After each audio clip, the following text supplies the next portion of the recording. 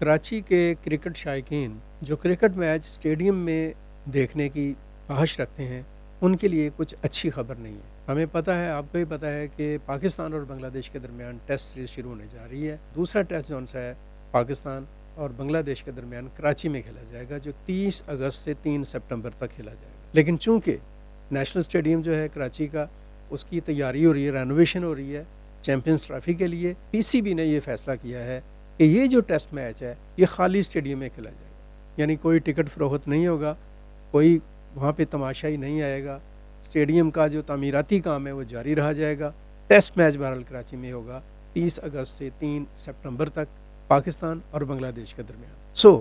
Cricket شائقین test match کو T V پر دیکھنے کی تیاری کریں، نہ کہ جو کراچی میں رہنے والے خاص طور پر کرکٹ کے شائقین ہیں وہ اسٹیڈیم میں جانے کی کوشش کریں کہ کوئی ٹکٹ نہیں مل رہا ہے۔ یہ آپ کے لیے خبر ہے، اپنے آپ کو تیار کریں، ready to watch the match by television screens. Thank you.